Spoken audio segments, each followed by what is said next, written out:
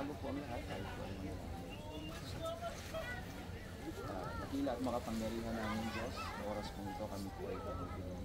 Nagpapasalamat sa pagkakataong ito, Panginoon, kami nga na niloloob mo sa buhay po namin na ang kasal, Panginoon, ay natataon lamang po sa babae at sa lalaki.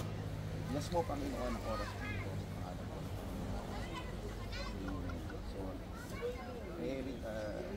Genesis chapter 2 verse 23 to 24 says, Then the Lord God made a woman from the rib he has taken out of the man, and he brought her to the man. Verse 23, the man said, This is now my bone of my bones, and my flesh of my flesh. She shall be called woman, for she was taken out of man. So sa Tagalog, babasahin ko po sa Tagalog. Sabi po dito, ang tadyang na iyo'y ginawa niyang isang babae at dinala niya ito sa lalaki. Sinabi ng lalaki, sa wakas narito ang isang tulad ko, laman ng aking laman, buto ng aking buto, babae ang tatawag sa kanya sapagkat sa lalaki siya kinuha. So, marriage is not a man's invention but God of the Creator. Ito po'y ginawa po ng Diyos. It was God who pronounced Adam and Eve as the first husband and wife. Marriage is the God team. Ayan. Nagmula po sa Diyos ang kasal. So, marriage has been the foundation for every culture in 5,000 years of recorded history on every continent. Marriage has been the tradition. There are those today who are making every effort to destroy marriage as God intended to do. Sabi po ng Lord, ang pinagsama ng Diyos ay hindi dapat paghiwalayin ng tao. Pakipaliwanag na. So, there are two things na I want to share with you about this verse. Number one, the plan of God. According to Max Lucado, God created marriage, no government subcommittee envisioned it, no social organization developed it. Marriage was conceived and born in the mind of God. Yan. Kasi mula pa lang, nasa isip na siya ng Diyos. So, someone has said that the Bible opens and closes with a wedding. God's plan for marriage from the beginning of creation is joining together of male and female in monogamous relationship. So, ang kinakasal lang po dapat babae at lalaki. So, makikita natin mamaya kung ano yung purpose, kung bakit babae at lalaki lamang po ang itinakasal. So, galing po sa Diyos yung itinakasal yung babae at lalaki.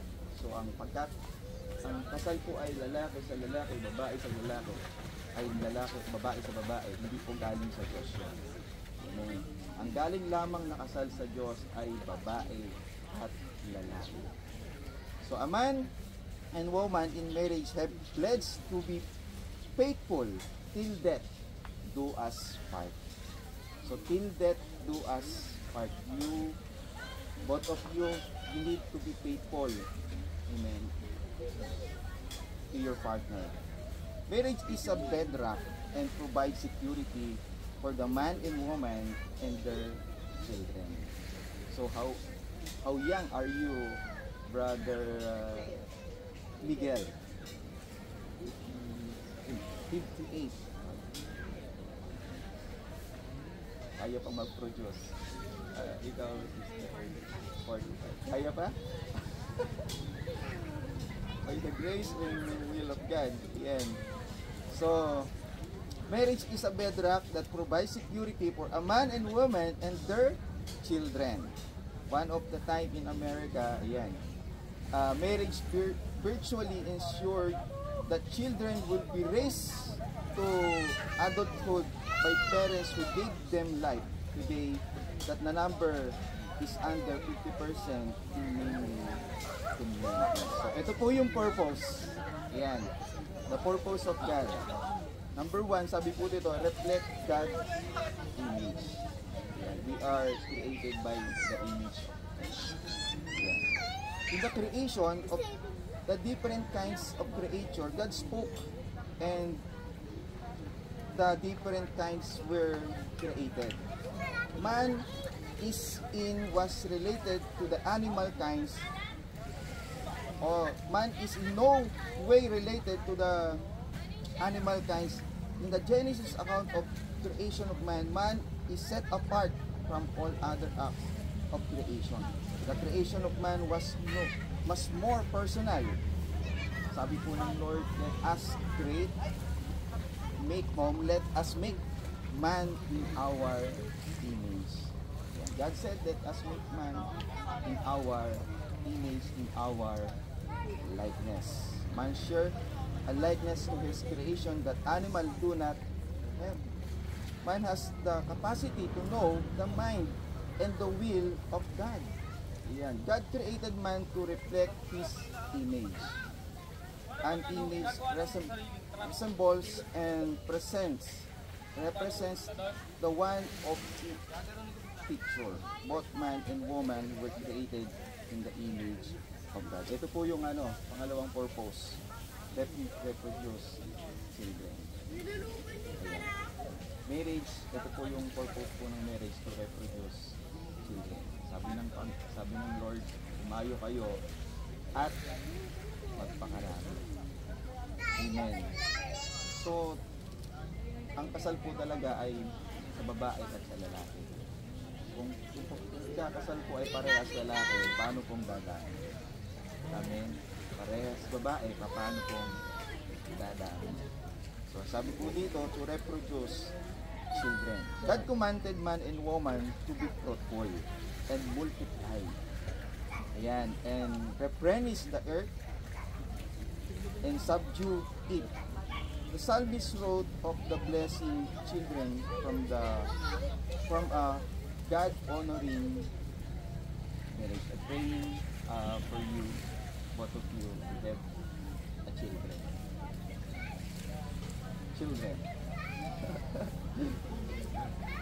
Sabi po ng awit, tagalogin ko po yung sa awit, sa 127 verse 35. Kaloob nga ni Yahweh itong ating mga anak, ang ganitong mga suki ay kababayan, mayroong galak. Ang lalaking may mga anak sa panahon ng kabataan ay katulad ng palaso sa kamay ng isang kawal. Mapalad ang isang taong mapalasong tulad niyan. Hindi siya malulupi at malayo sa kahihiyan kung siya man ay kalaban ng nagtatagpo sa hukuman. So, number 3, rules as stewards. Man and woman were to have dominion over the fish of the sea and over the fowl of the air. Yan. And over every living thing that moveth upon the earth. Yung po'y sinasabi po sa Genesis 1:28. God's planned a garden and told man to dress and to keep it. Sa Genesis chapter 2 verse 15, man was to be steward over the things God had made. Yan. So ano po yung lesson po dito sa buhay po natin? So marriage is a God thing.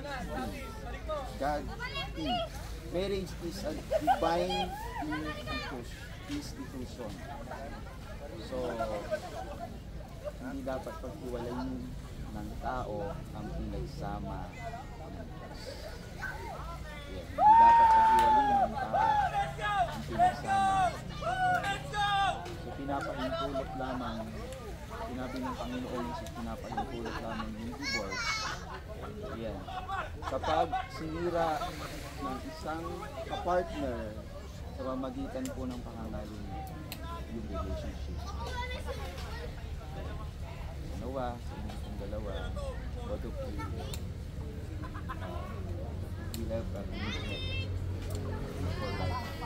death do us part. We need to be faithful to each other. In strong relationship, you need God to be a center of your relationship. You need to pray with each other.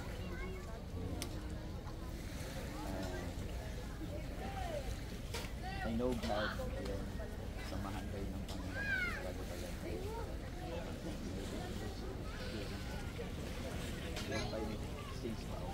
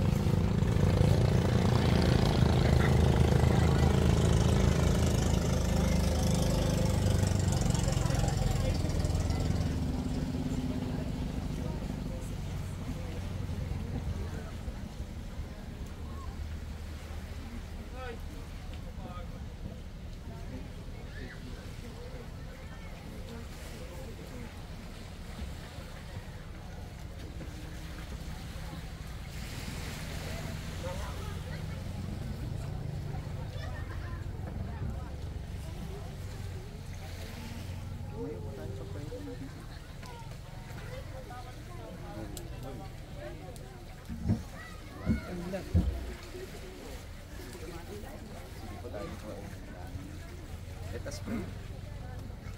Lord, nagpapasalamat po kami sa pagkakataon ito, Panginoon, na meron po nagmamahalan, Panginoon, palitan po ng kanilang pangako, Panginoon, sa isa-isa na sila po ay magsasama habang buhay, Panginoon.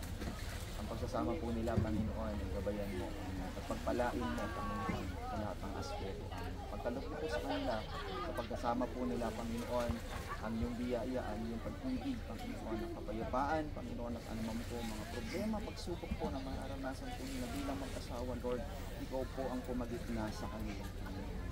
Sa pangalan po ng Panginoon, pinupronounce ko sa oras kong ito, sa pangalan po ng Panginoong susulak, ay si Ate Des, Panginoon, at si Brother Miguel, ay husband and wife po, Panginoon. Pangalan po ng Panginoong susulak.